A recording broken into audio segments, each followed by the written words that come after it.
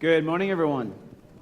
Great morning to be here. We have a family camp coming up really soon in August, and today's the day. If you could be signing up, there's a table in the back. Get your registration form and sign up. Family camp's always a blast. We always have a great time. It's a great opportunity for you to get to know one another in our congregation and to just create those type of fellowship and to those relationships and friendships that can last a lifetime. So make sure you grab your form for family camp, get signed up today, and let that kind of go through your mind and just think about that and try to get family camp on your radar, and certainly do it today. If you're planning on coming, sign up today for sure.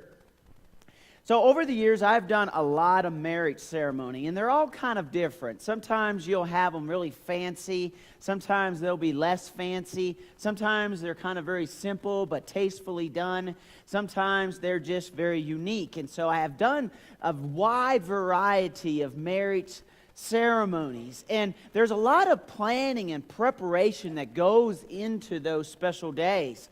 There's the wedding cake, there's the flowers, there's what are they going to wear, will this clash, what tie am I going to wear, and that's usually a big deal as well because the bride doesn't want me clashing with everybody.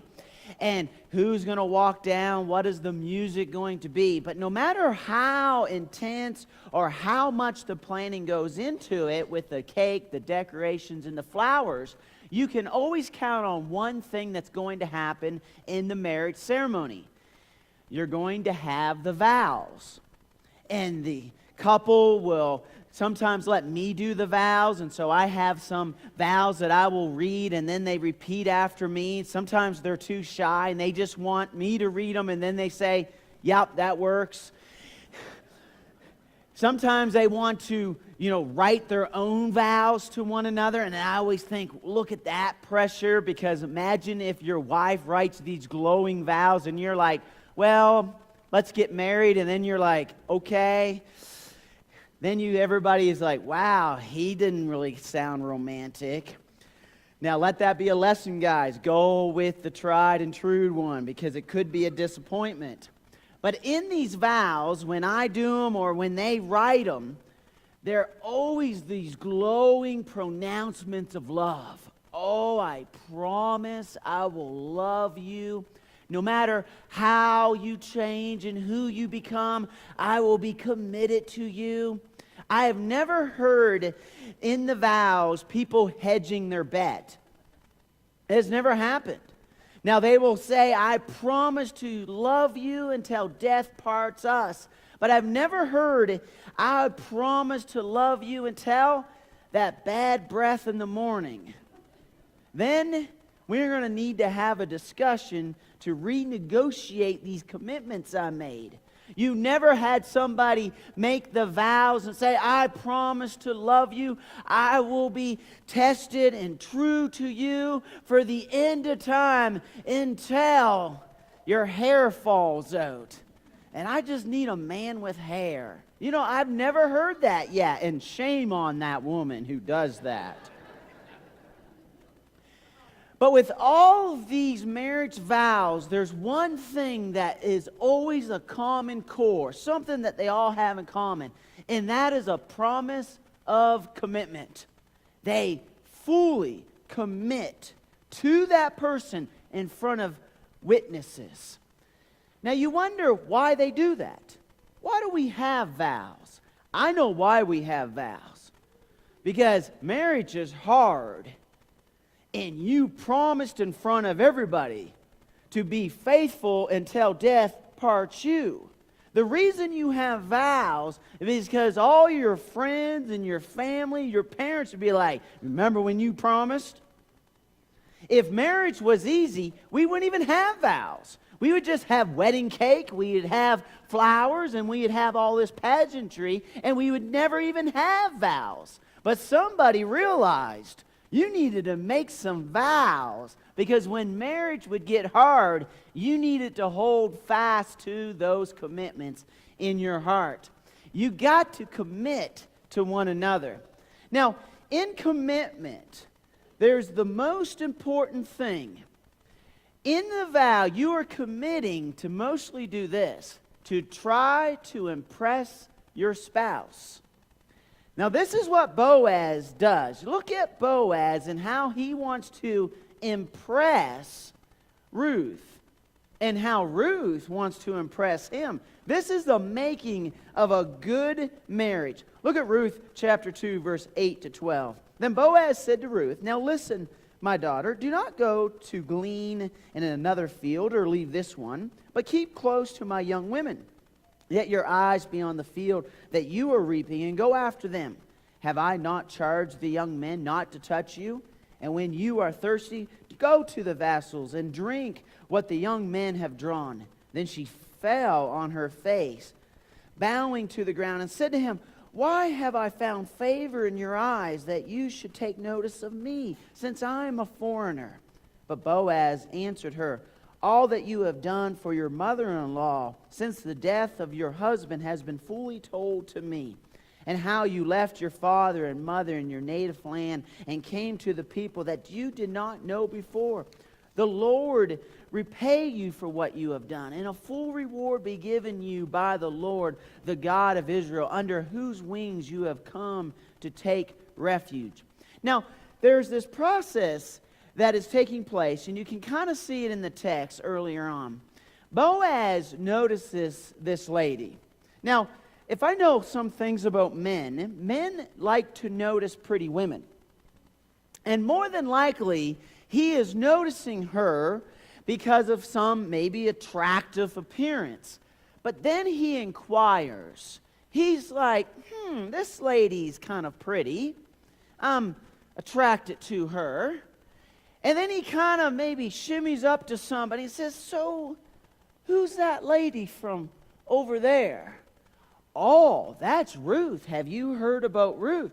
"Oh, no, I have not. And since I'm a good man, I'd like to know a little more about her quality of character, I'm sure."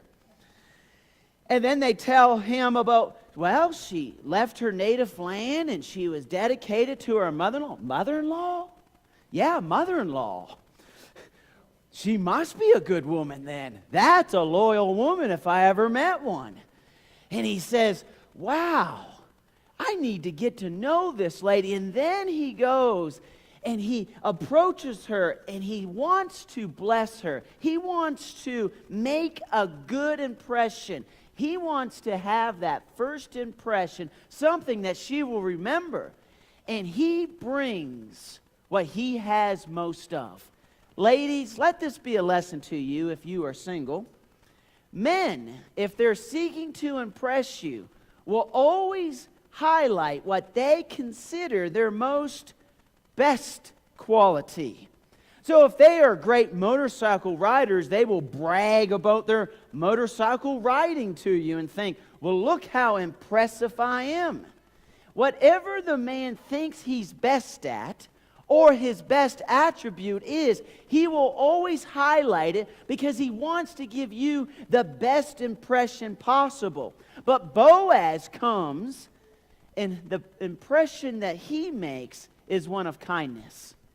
You see the quality of the man and how he wants to impress you. Boaz comes with kindness, and he provides for her, and he has some provisions. Look at Ruth 2, 8, and 9. Then Boaz said to Ruth, "Now listen, my daughter, do not go to glean in another field or leave this one, but keep close to my young women. Yet your eyes be on the field they are reaping, and go after them. Have I not charged the young men not to touch you? And when you are thirsty, go to the vessel and drink of what the young men have drawn." He gives compassion and kindness to her, and he provides for her in 4 ways. First of all, he says, stay at the field that you are gleaning. He's saying, then attach yourself to the female workers. He also told the young men not to touch her. Now, this idea of touch is do not harass her or take advantage of her. It is more than just touch. It is do not do any harm to her. And so if any of these young men hit on her, he's making sure that this will be stopped. But the most largest provision is this. then you can go to the vessels of water and get water. Now, according to this custom of this day, often the foreigners in the land would be the last ones to draw from the well. A lot of the people, when they would go out into the field, they would stop by the well and get the water. And the foreigners were always the last ones, and even more, the women were always the last one. Typically, the foreigners would draw for the natives, and then the women would draw for the men. So when Boaz says, "You drink from the men's water," he is really showing her kindness. He is saying that I am very impressed with you, and I'm making sure that you have the very best. He wants to provide for her. Now, I was traveling some time ago to Pepperdine, and I've noticed that the male species likes to impress women. And I was going with a bunch of men, and there was this one man, and he had this large suitcase. And we had to get it up on the bus, and you had to put it up kind of high. And he was like, "Oh, my back hurts. My back hurts. I can't get my suitcase up." And so somebody had to grab his suitcase, had to throw it up on the bus. But then all of a sudden, there was this redheaded lady comes on, and she was a pretty redheaded lady. And she steps on the bus, and she goes, "Can someone help me with my suitcase?"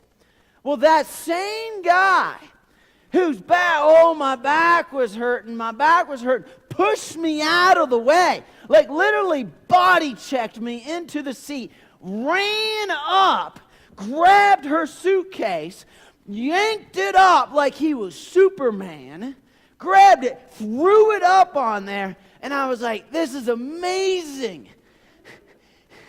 He just put on a Superman cape and had no more back problems. And I sat back and thought, what's happening here? He's doing what every man has wanted to do since the beginning of time. He wanted to impress a lady. In marriage, marriages work really well when both parties are committed to impressing one another. You wonder how to have a happy and fulfilling marriage? Be committed to impressing one another. Be committed to looking good for each other. This is what happens. Look at Ruth 2:10. This is the natural process of a relationship. Then, so look at his kindness. He impresses her, but look what she does. Then she fell on her face, bowing to the ground, and said to him, "Why have I found favor in your eyes that you should take notice of me, since I am a foreigner?" Now, men love respect and honor. There's not a single man that does not want his wife to respect him and honor him. So imagine Boaz, and she falls down to the ground, shows him this respect that he is a strong man, and he is feeling great about himself. But because of this, when the woman shows respect and honor, you know what the man wants to do? Be more respectable and more honorable. It motivates him to continue to impress his spouse. He wants to feel like you love him, you respect him, that you are so in love with him because he is a strong man and somebody that you can appreciate. This idea of respect is powerful in a marriage, because if you tear him down, beat him down, criticize him, that's what he's going to become. This is why marriages take a turn in a negative direction. They go from wanting to impress each other to wanting to tear each other down. Do you see what happens with time? In the beginning of a marriage, they want to impress. She fixes herself up. She tells him how great he is. He tells her that she's so beautiful and wonderful. He wants to serve her. She wants to serve him. And so they go through this ritual of impressing each other. But then they get married. They are married for a while. And all of a sudden, instead of talking about how beautiful she is, he goes, "Do you always nag me?" She's like, "Can you do anything right?" All of a sudden, it went from you could do no wrong, and now you can do no right. Marriages are successful when you're still committed to impressing each other. This is the cycle. Look at what happens here in Ruth 2:11 and 13. But Boaz answered her, "All that you have done for your mother-in-law since the death of your husband has been fully told to me, and how you left your father and mother in your native land and came to the people that you did not know before. The Lord repay you for what you have done, and a full reward be given to you by the Lord, the God of Israel, under whose wings you have come to take refuge." Boaz is impressed by her character, and she's impressed by his character. Now, I'm going to give you probably one of the most important pieces of advice that you could ever have in your marriage. This piece of advice is so true that this psychologist has studied this, and this is the number one thing or sign that is an indication that your marriage is in a negative and downward cycle, and if you don't fix it, it can become broken very quickly. This is the most important body decision. This is the most important behavior that indicates if you are happy in your marriage. Do you want to see the picture of it?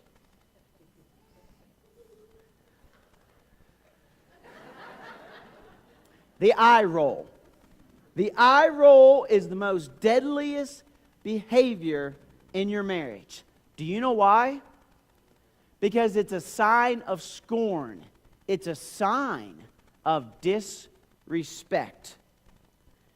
And so when you build your marriage, and so let's say the woman and the husband is telling her something and she goes,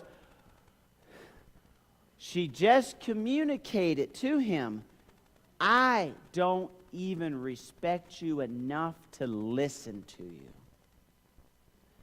And when he has that communicated to him, you know what he wants to do?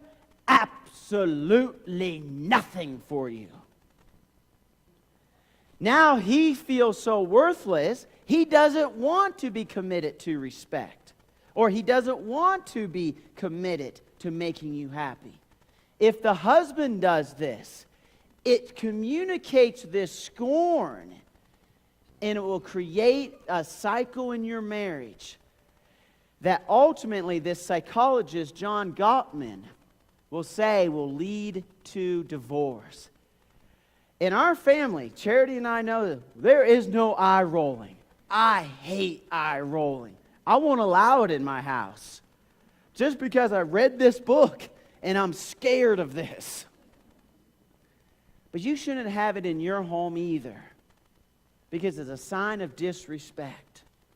And the way to have a great marriage is when you're committed to impressing one another. If you're committed to impressing each other, you're going to have each party wanting to be engaged in the marriage. You know, anything about being committed, we always like to be on the receiving end of respect. God sent His Son, Jesus Christ, down to earth. While we were yet sinners, God still believed in us. God thought the best of us and came down and showed us that respect. He could have given up, but He didn't.